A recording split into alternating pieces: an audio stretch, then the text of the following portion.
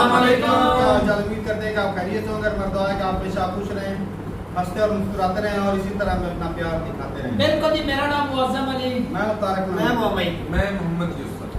तो आज हम इस वीडियो पर रिएक्ट करने जा रहे हैं। वीडियो का टाइटल है hit and story how India could gotten independence 100 year back. तो देखते हैं वीडियो और अपना रिव्यू कर देंगे। कौन करते हैं 3 2 1 वीडियो स्टार्ट। हेलो फ्रेंड्स, मैं हूं गौरव ठाकुर और जरा इसे देखो। ये है 1857 का इंडिया। आप क्लियरली ये देख सकते हो, इसमें सिर्फ ये और ये 3 रीजन्स ही सिर्फ ब्रिटिशर्स के अगेंस्ट रिबेल कर रहे थे। लेकिन फिर आया 1857 रिवोल्ट का दौर, एक ऐसा दौर जब स्थिति कुछ ऐसी बदली कि दिल्ली के इलाके में उस वक्त ब्रिटिशर्स सिर्फ 40,000 के अराउंड थे और उनके विपरीत करीब 2 लाख रेवोल्यूशनरीज ने उन्हें चारों तरफ से घेर लिया था। सिर्फ इन 2 से 3 महीनों के अंदर ही मामला इतना बिगड़ गया था कि उस वक्त के British governor general Lord Canning के खुद के ये शब्द थे कि घड़ी ऐसी आ गई थी कि हम इन भारतवासियों के हाथों रौंद दिए जाते। ये वही दौर था जब भारत आजादी के एकदम ज्यादा करीब था। मगर अफसोस, हमारे रेवोल्यूशनरीज की कुछ गलतियों की वजह से हम 90 साल पहले आजाद होते होते रह गए। सिर्फ कुछ चीजें अलग हुई होती तो शायद हम 90 साल पहले आजाद हो गए होते।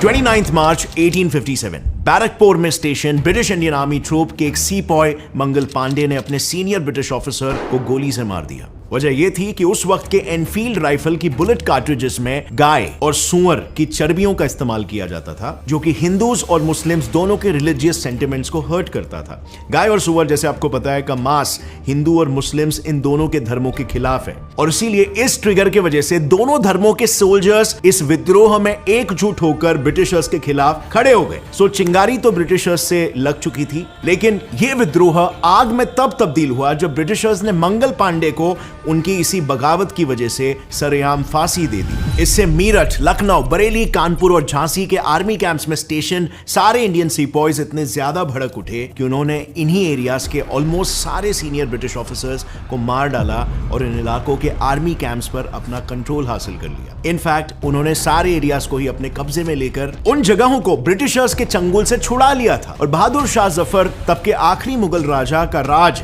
नॉमिनली रिस्टोर कर लिया था। इसके बाद इन क्रांतिकारियों ने अपनी रुख दिल्ली की तरफ मोड़ ली, क्योंकि उन्हें इस विद्रोह को नेशनल लेवल पर लेकर जाना था और वो तभी पॉसिबल होता जब इसका कोई नेशनल फेस हो। और दिल्ली इसीलिए क्योंकि चाहे दिल्ली सल्तनत हो या मुगल्स, ये धारणा बन चुकी थी कि जिसने दिल्ली पर कब्जा कर लिया वो पूरे भारत पर कब्जा कर सकता है। और इसीलिए रेवोल्यूशनरीज ने ब्रिटिश पेंशन पर जी रहे मुगल बादशाह बहादुर शाह जफर को इस लड़ाई का फेस बनाने का सोचा, जो एक समय पर मेजॉरिटी भारत पर निर्विरोध यानी कि अनडिस्प्यूटेड राज करते थे। और फिर बस इसी मोटिव से 70,000 की सेना लाल किले के अंदर इकट्ठा हो गई। इसे देखकर मजबूरन बादशाह को रेवोल्यूशनरीज की बात माननी पड़ी और बादशाह के हाँ करते ही यह आजादी के जंग की चिंगारी आसपास के शहरों में फैलने लग गई। लोकल फार्मर्स और बाकी के लोग भी इससे जुड़ने लग गए और ये पूरा इलाका एक तरीके से वॉर जोन में तब्दील हो गया। अब दिखने में तो सब सही चल रहा था और ऐसा लग रहा था कि शायद इस बार हम अंग्रेजों से जीत ही जाएंगे, लेकिन इसी दौरान हो गई हमारी सबसे पहली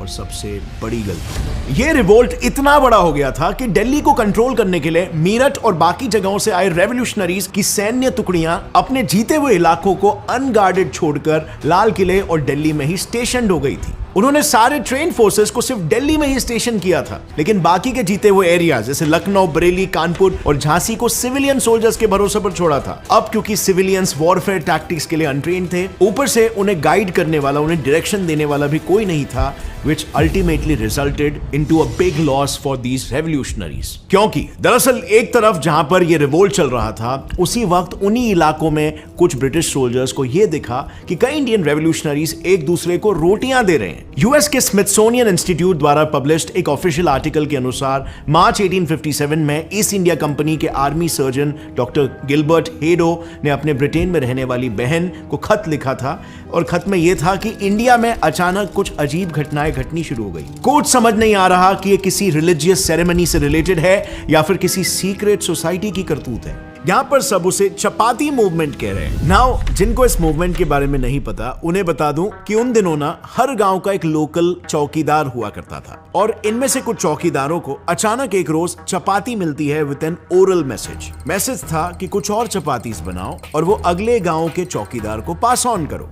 वो हर रात अपनी पगड़ियों में छुपाकर वो चपातियां अपने बगल के गांव तक ले जाते और देखते ही देखते हर एक रोटी एक रात में करीब 200 से 300 किलोमीटर दूर तक ट्रैवल करने लगी। नाउ दिस वॉज अलार्मिंग, क्योंकि जैसे कि आपने डॉक्टर गिलबर्ट के लेटर में खुद देखा, पहली बात तो ब्रिटिशर्स में काफी कंफ्यूजन था और दूसरी बात उसी स्मिथसोनियन के आर्टिकल के हिसाब से ये चपातियां उन दिनों ब्रिटिशर्स की फास्टेस्ट मेल सर्विस से भी फास्ट ट्रैवल कर रही थी और वो भी साउथ में नर्मदा नदी से लेकर ऊपर नेपाल बॉर्डर तक और फिर वहां से वेस्ट की ओर पंजाब तक भी। नाउ ये पूरा मूवमेंट एग्जैक्टली किसने शुरू किया, कहां से शुरू किया और क्यों किया गया, ये आज तक कोई नहीं जानता। इसके पीछे लोगों के बस कुछ अनुमान है कि शायद जैसे ब्रिटिशर्स कुछ अर्जेंट इंफॉर्मेशन ट्रांसफर करने के लिए अपनी तब की सबसे मॉडर्न टेक्नोलॉजी टेलीग्राफ को यूज करते थे, मगर ऐसी कोई टेक्नोलॉजी हमारे इंडियन रेवोल्यूशनरीज के पास नहीं थी। सो इसके लिए उन्होंने अपनी एक यूनिक कम्युनिकेशन टेक्नोलॉजी निकाली, चपाती। दूसरी बात ये हो सकती है कि कुछ रेवोल्यूशनरीज इसके थ्रू ये भी टेस्ट कर रहे हो सकते हैं कि आगे अगर कोई विद्रोह होता है तो उनके साथ कौन खड़ा रहेगा और कौन नहीं, या फिर मे बी वो चाहते थे कि ब्रिटिशर्स अपने शक की वजह से नॉर्थ इंडिया की सबसे स्टेपल डिश रोटी को ही बैन कर दे, जिससे एक और अल्टरनेट सिविलियन रिवोल्ट खड़ा हो जाएगा। खैर वजह जो भी रही हो,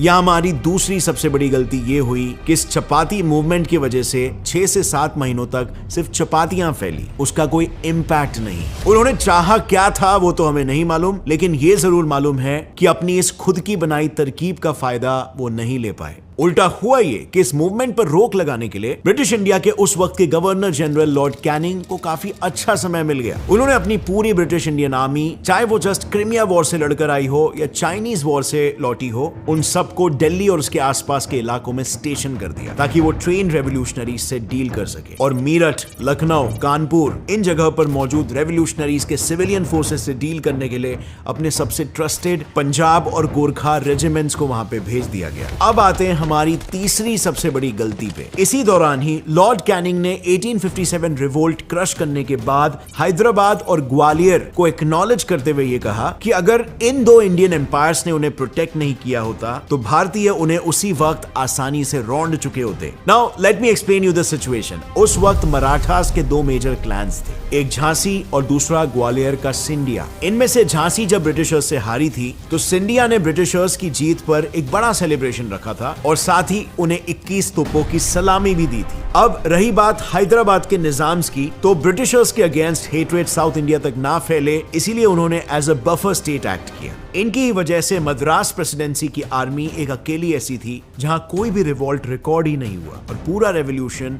सिर्फ नॉर्थ इंडिया तक ही सीमित रहा। और फिर एक लखनऊ के चीफ थे मान सिंह, ये तो रिवोल्ट में हर कुछ टाइम बाद जो भी साइड जीतने लगती थी उस साइड से लड़ने लग जाते थे, कभी कानपुर की तरफ से, कभी सिंधिया की तरफ से, तो कभी ब्रिटिशर्स की तरफ से। यानी कि फ्रेंड्स आप क्लियरली देख सकते हो कि कई प्रिंसली स्टेट्स टेक्निकली सिर्फ अपने खुद के एम्पायर्स के लिए लड़ रहे थे, अपने खुद के फायदे के लिए, ना कि पूरे भारत के फायदे के लिए और ना ही आजादी के लिए। अब इस इशू को टैकल करने के लिए नाना साहब ने यह भी सोचा कि क्यों ना एक काम किया जाए, देश के लोगों का नहीं तो अपने विदेशी एलाय रशिया से मदद ले लिया जाए। But guess what, bad luck अपने पीक पर था और इसीलिए 1854 क्रिमियन वॉर में अपने 8 लाख में से 5 लाख सोल्जर्स ऑलरेडी गंवाने की वजह से रशिया नाना साहब को हेल्प करने की स्थिति में ही नहीं थी और इसीलिए ऐसे डेस्परेट सिचुएशन में हेल्प ना मिलने की वजह से ये तीसरा कारण बन गया कि हम 1857 रिवोल्ट में आजादी नहीं हासिल कर पाए। अब whatever may be the case, इस पूरे रिवोल्ट के दौरान पंजाब और गोरखा रेजिमेंट्स का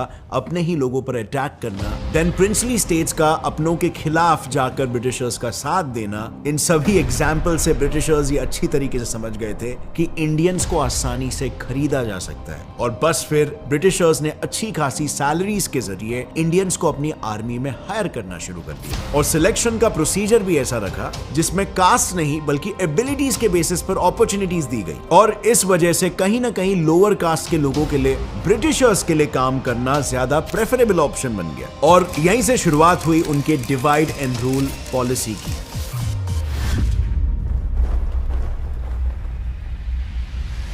ब्रिटिशर्स ने साइकोलॉजिकल वॉरफेयर का यूज करते हुए अपने एक सीक्रेट एजेंट की मदद से कुछ major city centres like Bareilly, Bijnor, Moradabad इनमें स्थित हिंदू टेंपल्स के ऊपर लहराते हुए सैफरन फ्लैग्स को निकालकर उनकी जगह पर हरे फ्लैग्स को इंस्टॉल कर दिया, जिससे हिंदू मुस्लिम रायट शुरू हो गए और दोनों भी समुदायों में रिलीजन को लेकर एक सेंस ऑफ इनसिक्योरिटी उत्पन्न होने लग गई। ये ब्रिटिशर्स के लिए एक मास्टर मूव था। उन्होंने सीधे उसी चीज पर स्ट्राइक किया जिसके एब्सेंस में ये सारा रेवोल्यूशन शुरू हुआ था, और वो था रिलीजियस एनिमोसिटी।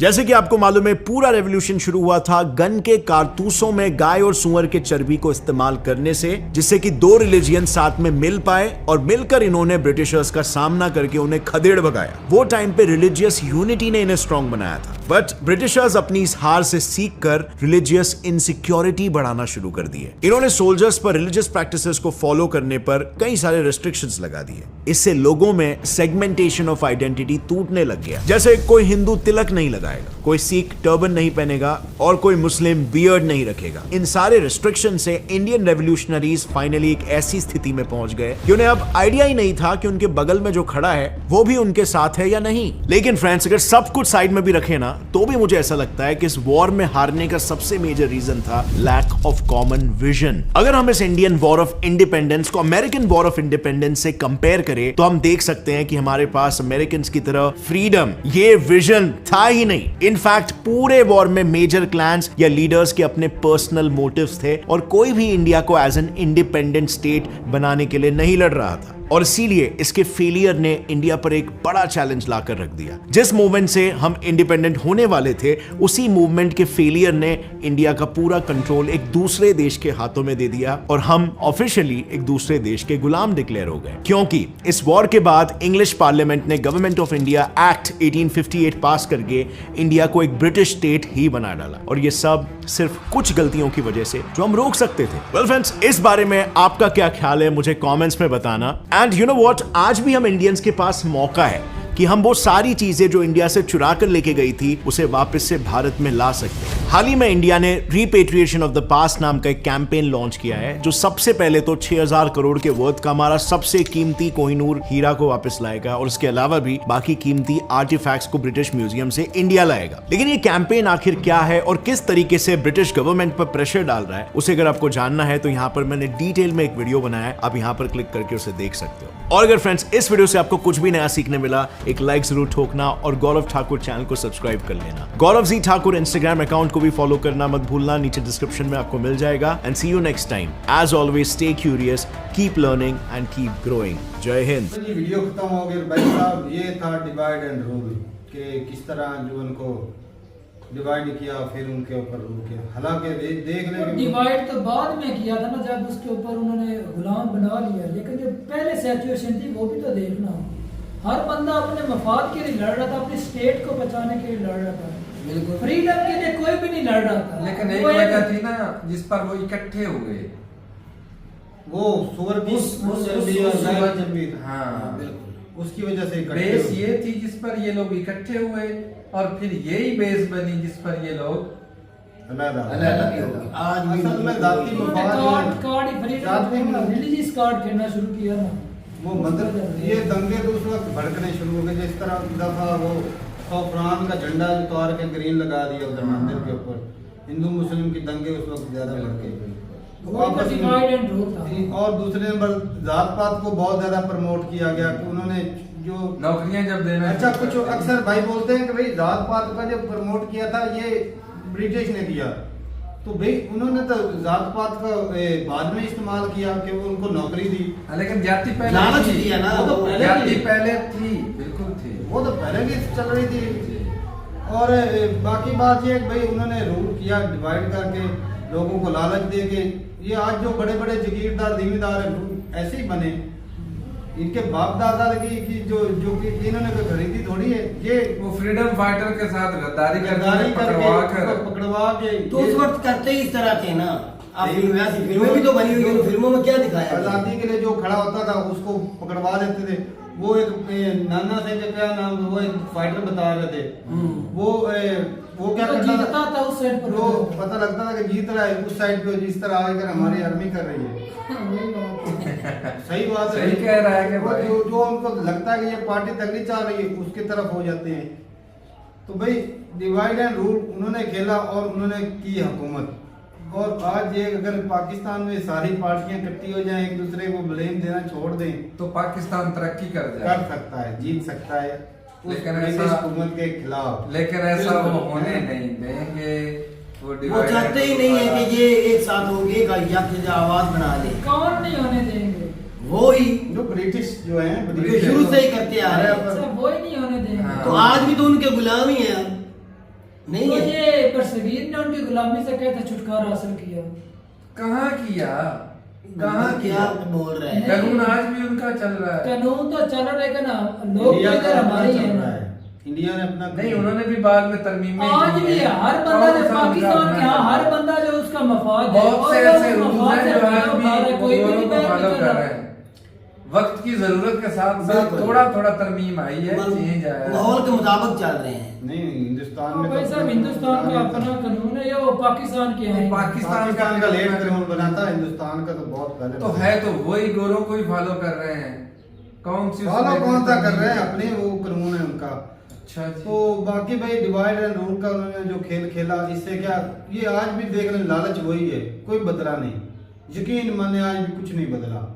हर बंदा जो है वो अपनी अपनी पार्टी को सपोर्ट कर रहा था, अपने अपने मफाद दे के वोट दे रहा था। कोई बंदा ये नहीं सोचता कंट्री की भलाई के लिए क्या चीज अच्छी। कंट्री के लिए सोचेंगे तो कंट्री तरक्की भी तो कर लेती है। आजादी के लिए उस वक्त भी नहीं लड़े कि हमें आजादी उस वक्त भी चाहिए। अपना मफाद था, तो आज भी अपना जाती मफाद है, देख लो। अच्छा, ये रोटी मूवमेंट का मकसद था कि वो उजागर करना, चुकन्ना करना कि भाई हम लड़ना चाहते हैं तो आजादी के लिए। उस वक्त उन्होंने ये मूवमेंट, उससे मैसेज ही फैलना था ना। वो हर एक गांव के अंदर वो छुपाते जाते, उसके अंदर मैसेज होता था।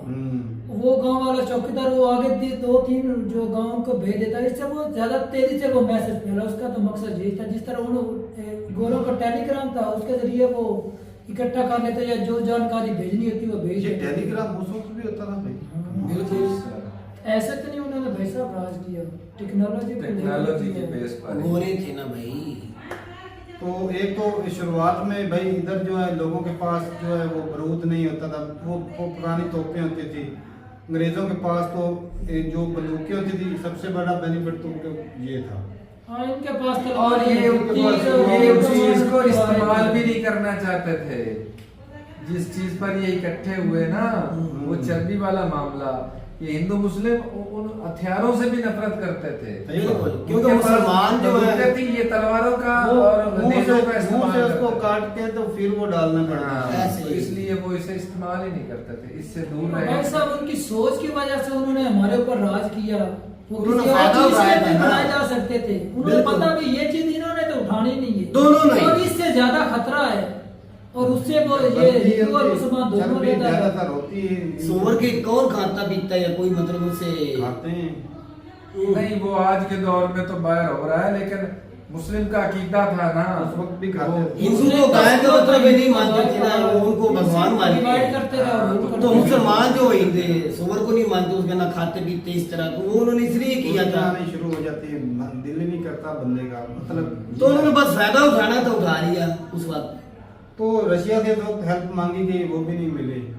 उस वक्त वो अपनी जंग में लगा हुआ था।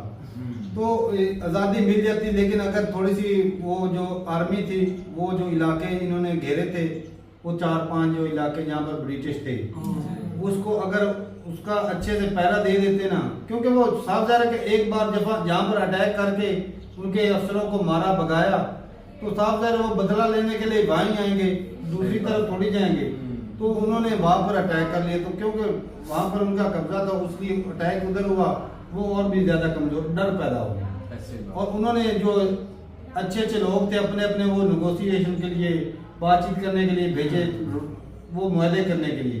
तो वो कईयों को जो जो राजा महाराजा होते थे या जो रूलर होते थे तगड़े, वो क्या उनको जी जमीनें दी गई होंगी, उनको खरीद लेते थे यार, लालच दे के। आपको ये इलाके मिल जाएंगे, आप हमारी तरफ हो जाओ। आज भी नजर दौड़ा लो मुल्क अपने के अंदर ही, वही खानदान आज भी राज कर रहे हैं जिनको उस वक्त जमीनें मिली थी, बिल्कुल ऐसा। सारा कुछ। सही बात है। तो मान सिंह ने जो किया था वो भाई साहब अच्छा था, एक सियासत बड़ी कमाल की थी कि अपनी जिस तरफ लड़ाई होती थी उधर ही हो जाते थे। जो जीत रहा था तो उस तरफ तो अगर फायदा भी तो था ना इस वजह से वो वैसे बढ़िया था। असल सियासत तो वो खेलता था। खेलता तो रहा, लेकिन उससे उसको भी क्या फायदा हुआ, दुश्मनी बनाए उसने सबको। तो भाई जब वो चाल का पता चला मतलब तो- ये भाई साहब हम आप क्या बोलेंगे इसको, आप एक अच्छी कौम बोलेंगे या घटिया कौम बोलेंगे?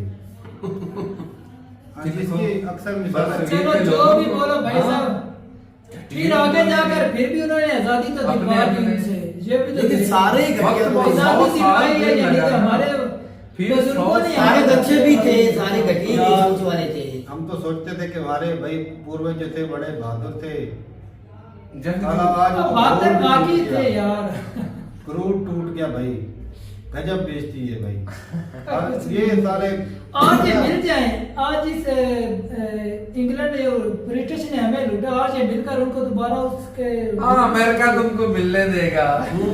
पहले उनका क्या बैठा हुआ आज है। के देखो इतने नहीं, इंडिया ने तो प्रेशर डाला है, दिलाते हैं। इंडिया ने प्रेशर डाला, वो हमारा जो डायमंड है वो हमें दे दो। हाँ तो वो ले ले। नहीं, दे देंगे, ऐसे दे देंगे।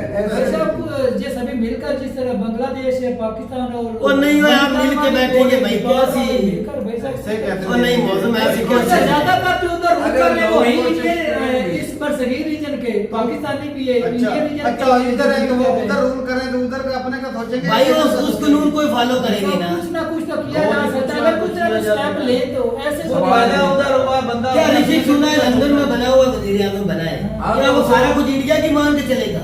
काफी भाई साहब बिल्कुल नहीं। नहीं भाई, वो जो उधर बैठे हैं ना, खानदान बैठा है, उनके रूल के नीचे चलेंगे चलेंगे। कर रहे हैं, फ्री में तो नहीं ना दे रहे सारी चीजें। क्या बात है मौसम याद तेरी। मौसम बच्चों वाली सोच रखता है भाई कि वो आज भी कहता है मिल के दे। हिंदुस्तान के हैं तो वो जी हिंदुस्तान को दे देंगे हीरा। ऐसे कैसे हो जाएगा? डिमांड तो उन्होंने की है ना, डिमांड हम करते तो वो हैं। भी नहीं कर सकते। हम भी डिमांड कश्मीर के कब से कर रहे हैं। मिल गया कश्मीर हमें।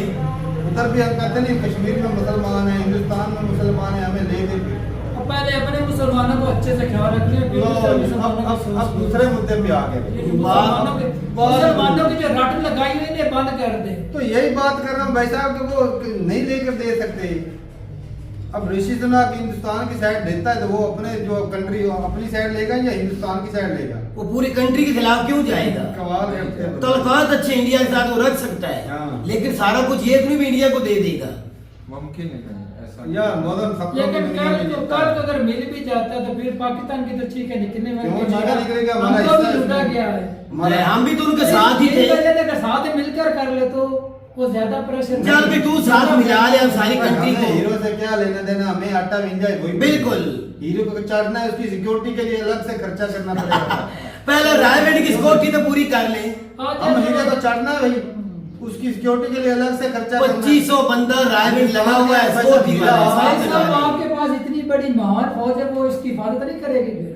क्यों भाई, क्या जरूरत है? चलो भाई सारी फोर्स इधर लगा दे, तो बार्डर पे कौन तू बैठेगा? कमाल का है। बार्डर पे तू बैठेगा जाके। माल के हीरे के साथ रोटी थोड़ी आ जाएगी, वो पैसे ले ले बंदा। यार क्या बंदा अरे समाज आपकी देखता फौज है। तगड़ी है, नंबर 1 फौज है, वो उसकी अच्छे से हिफाजत कर पाएगी। चलो। मौसम क्या बात तो है। ठीक है भाई साहब, ये ना गजब बेइज्जती, यकीन माने आज प्राउड जो था ना वो थोड़ा टूट गया। टूटा भाई। प्राउड है हमें, ऐसे क्यों नहीं तू प्राउड कर नहीं सकता? भाई। आजादी तुमने दिलवाई है, नहीं, ये तुमने आजादी तो दिलवाई दिखो नहीं, कोई है। आजादी और क्या है नहीं। और?